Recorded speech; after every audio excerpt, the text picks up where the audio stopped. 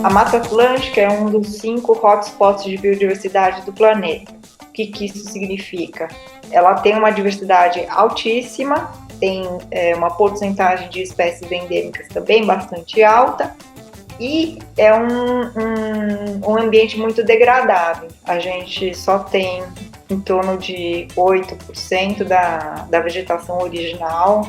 Infelizmente, se a gente não estudar logo, pode ser que daqui a alguns anos ela não exista mais. Então, a gente vai perder toda essa informação, né, sobre essa biodiversidade que ainda ocorre nesses pequenos remanescentes.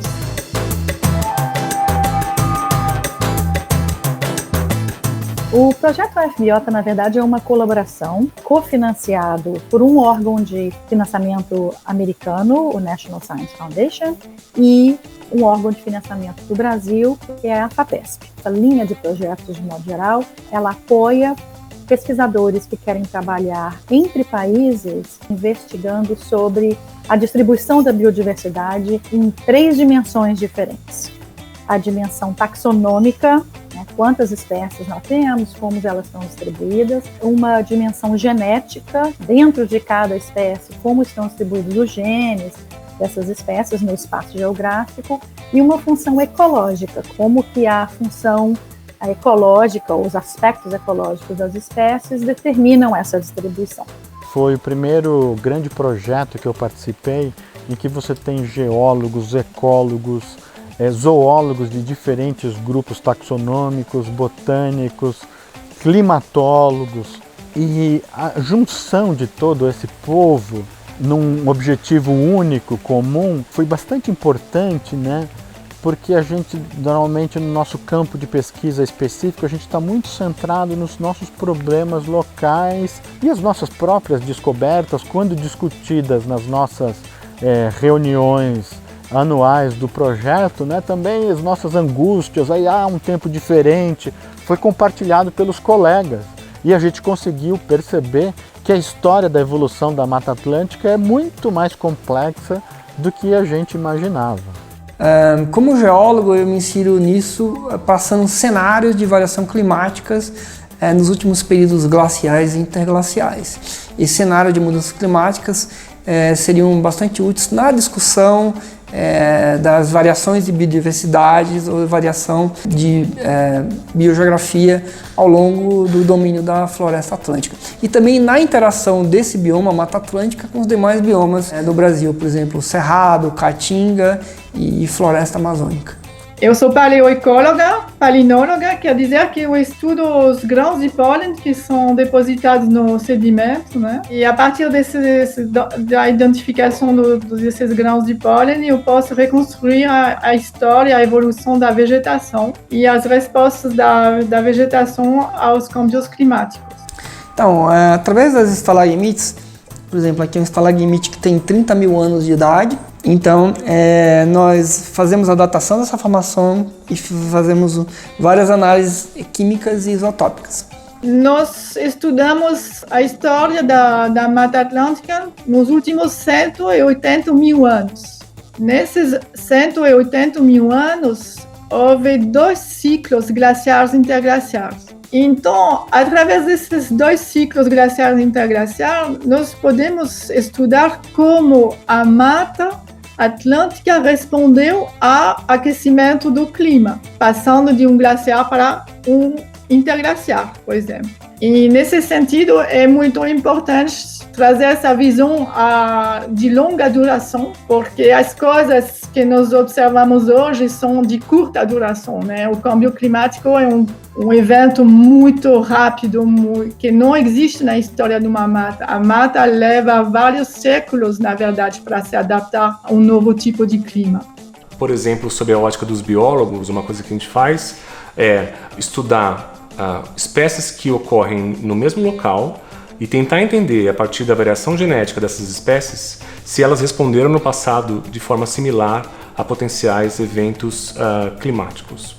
Né? Então, a gente espera que, se você tem o efeito do clima atuando na floresta como um todo, possivelmente espécies que co-ocorrem nessas florestas vão responder de forma similar àquele mesmo evento. Né? Bom, então nós estudamos anfíbios, répteis, aves, opiliões, borboletas e vários grupos de plantas, tentando realmente incluir uma boa parte dessa biodiversidade que ocorre na Mata Atlântica. É claro que, assim, é impossível trabalhar absolutamente com todos os organismos. E nesse projeto nós fizemos a pesquisa básica de descobrir novas espécies que eram desconhecidas, descobrir a relação filogenética entre espécies e fazer também a datação, descobrir a idade desses diferentes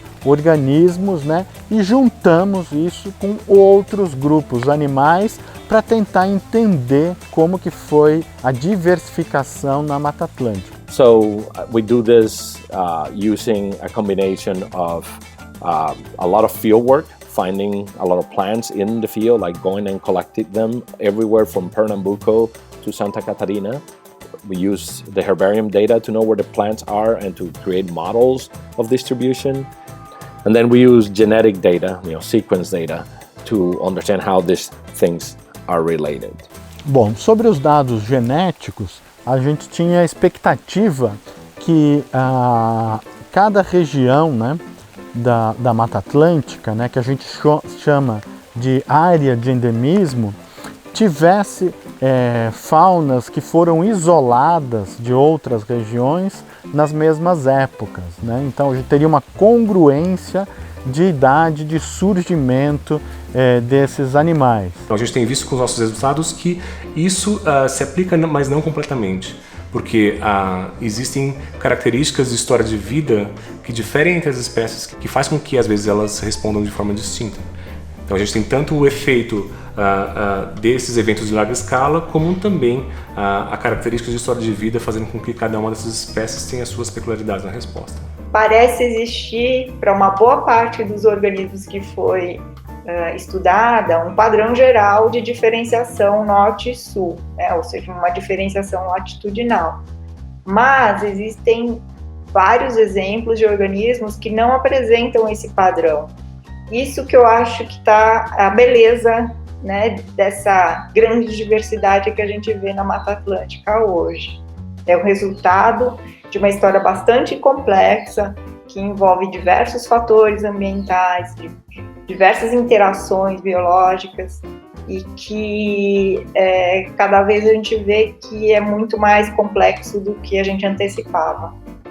E o que a gente está aprendendo com essa observação é que essas síndromes de distribuição parecem refletir um pouco da fisiologia e também um pouco da história biogeográfica. E o que a gente acha é que isso reflete um pouco da capacidade dessas pools, de responderem a mudanças futuras, né? Então, se a gente tem um grupo de comunidades que são mais associadas com áreas mais frias e comunidades que não têm essa capacidade, que são mais associadas ou ligadas a áreas de baixada, com certeza, qualquer mitigação que a gente veja a mudanças climáticas no futuro, a gente vai ter que fazer pensando que a gente tem essas espécies, elas são diferentes, essas comunidades, elas têm correlações diferentes, elas lidam com o ambiente de forma diferente. Essas informações que a gente tem desses animais também são interessantes para a gente tentar pensar no futuro dessas populações. Então, quando a gente tem dados de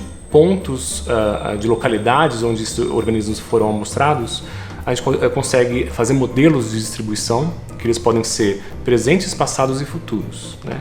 E aí a gente pode tentar entender o que pode acontecer no futuro com essas populações, por exemplo, como resultado de mudanças climáticas do aquecimento global.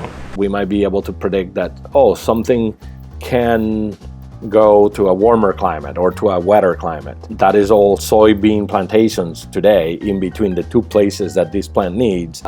That's not going to help. So what I think that these models can teach us a lot is that the need of biological corridors, which areas seem to be ideal for many organisms to be able to move and to interact, to exchange genes. Sometimes not necessarily to physically move, but to genetically move. You're not gonna get rid of all the humans in Sao Paulo and Rio de Janeiro overnight. We're here, we're part of the environment, and we have to be part of the solution, and the solution cannot be at the expense of killing people or starving people or making people poorer. So it has to be a combination of things that preserve biodiversity but also preserve the people that live in where that biodiversity is found. Mas o que a gente viu na Mata Atlântica foi uma destruição de ambientes que pode levar a uma perda muito, muito grande. Já levou, pode levar a uma perda ainda maior.